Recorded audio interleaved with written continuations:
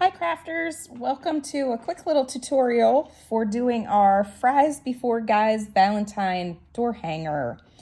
We're going to start out with this 16-inch round. Sometimes we paint the round background with a brush. Sometimes we use the baby wipe method to make it look like a stain. Today I'm going to use a paint roller. We don't include paint rollers in our kits, but I find many people have one at home. It really doesn't have to be the small size. It can be any size of paint roller that you have. So all I did was dump out my cup of paint onto a scrap, and I'm just giving my paint a roll across. This particular kit comes with a shiplap background round. And I'm just kind of going back and forth along with the lines, as well as getting my edges here. This is a white paint, and sometimes white does need 2 coats. So we'll see how it dries and see if we need a second coat. Putting it on with a roller is a quick and easy way of doing your background. You can really do it any way you prefer. We, of course, have Annie Sloan rollers here in the shop, but they also have very inexpensive rollers at most box stores. So if you're going to do a lot of painting projects, you might want to invest in a roller. It is a quick and easy way to do your backgrounds. So we'll get this on here, and then we're going to set it aside to dry while I talk to you about the other pieces. This is a pretty quick kit, and I think it turns out super cute. So I'm just going to get this on here. Make sure it's fairly even in case I decide that I only need 1 coat. Okay. All right, so I'm going to set that aside to dry. And we'll take a look at some of our other pieces. We do have a French fry container with this kit. To save time, I already did the bottom with our red, and I'm going to use some yellow for our French fries. So I'm just getting some paint on my foam brush and wiping it off so there's not a lot on there. I'm going to be using the side of the brush, not the tip of it. I'm going to kind of just tap my paint onto the French fry main area. I'll come back with the tip of it to get into those closer spots where it touches the red. But for starters, I'm just getting it on the larger area of my French fries. This kit does have quite a bit of engraving on our French fry container. And so I'll show you what to do with that after we get done here.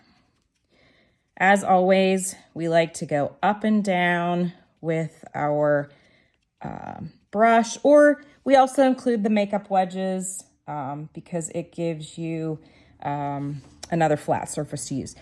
Getting close to my red French fry container here, I'm just touching that with the knife edge of my foam brush and pulling it back away.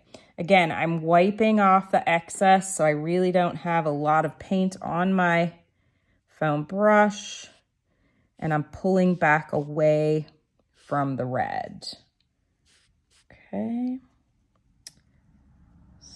So you can see where I'm painting like this, I am getting maybe more down into that engraved area.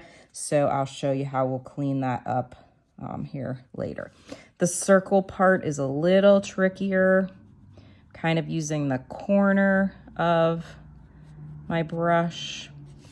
If you have a skinny, tiny, regular old paintbrush at home, like an artist brush, that might be preferable.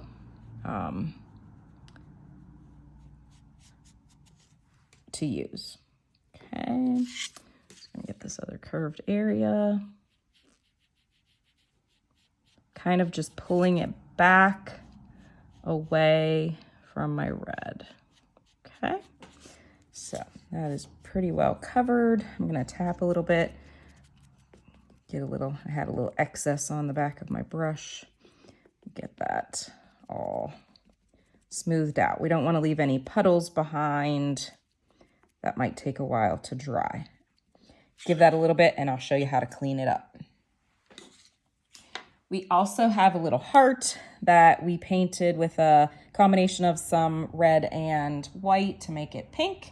And then we have words. So I'm just gonna take a couple of my letters that I have left here. I'm gonna do the same thing, just dipping my brush down in, cleaning it off so I have very little paint. With these little pieces, I find it easy to just hold one side of it with my opposite fingernail and then turn it around and just get the other side.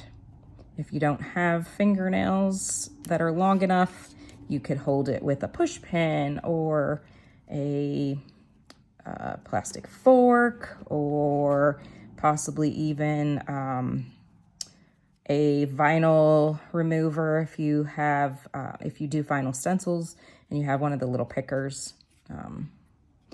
Okay, so that's really all you need to do. I already did all of the rest of the words for this particular one. And I'm gonna bring my round back over and show you what we can do with that. If you have one of these little pickers, which maybe we should just include these with our kits, you can clean out the lines of your shiplap with it. It is going to give you a little bit of wet paint if it's still drying. I'm just going to pull those and then I'm going to brush off that extra. Okay, so that cleans up my shiplap lines. Mine is just dry, so I'm not going to sand it yet, but you definitely could take some sandpaper and sand up your edges a little bit if you wanted a little more wood to show. That's always an option. We're going to do something similar with our French fries. Now, mine are not quite dry yet, but you can do the same thing. Take your little picker and you're just going to drag it across your lines and pull out that extra paint that has gotten down in there. Okay, and that will help clean up your lines. Mine is not dry, so we're gonna let that dry first. But I am going to lay my pieces onto the round so you can kind of see what it would look like. So we would have our French fry container with our little heart, and it has such a cute saying, perfect for you single ladies, or maybe even for some teenagers. Fries before guys. I think that is an adorable little round, because we don't want to take Valentine's Day terribly serious all the time, right? So you can space these out and decide how you want your layout to be. We did include with this one some bow. So I'm gonna sit this out of the way and give you a quick little idea of how to put a bow together. We typically use in the shop tulle. So I have 2 pieces of tulle, one yellow, one red, to match our French fries. And I have some black and white buffalo check. So I have 3 pieces for this kit. I'm going to just make sort of a S shape or a snake with my pieces. And then I go in the middle of each and I do some pinching. Okay, so I kind of do that. I'm going to do the same thing with all 3 of my pieces here. Just make my little S shape, pinch in the middle of each section of the S. I just tuck them between my thumb and fingers. So I'm going to do that with all 3 of these. Again, just sort of making an S shape. The pinch is really what poofs up your bow. So I'm pinching those middles. So I've got that made. I'm gonna put my tool down. I'm just keeping a hold of this. I'm gonna tie it.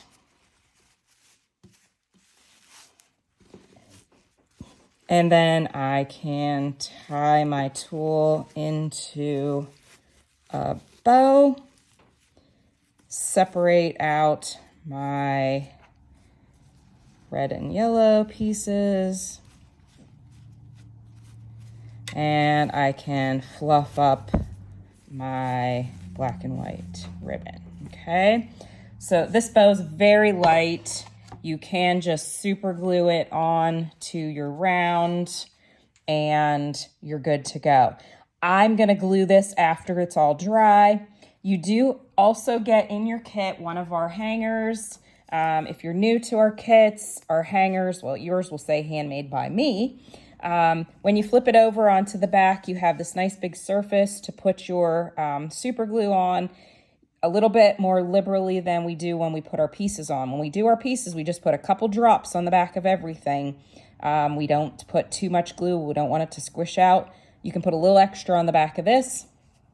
You're just going to take that and attach it to the top back of your round. And once it is attached at the top, you can adjust how you want this to, how long you want it to be, and then just give your extra a little knot at the bottom. So you can just glue that onto the top back of your round. So this one is super cute. I will have posted pictures of it if you need a better look at the finished product. Thank you.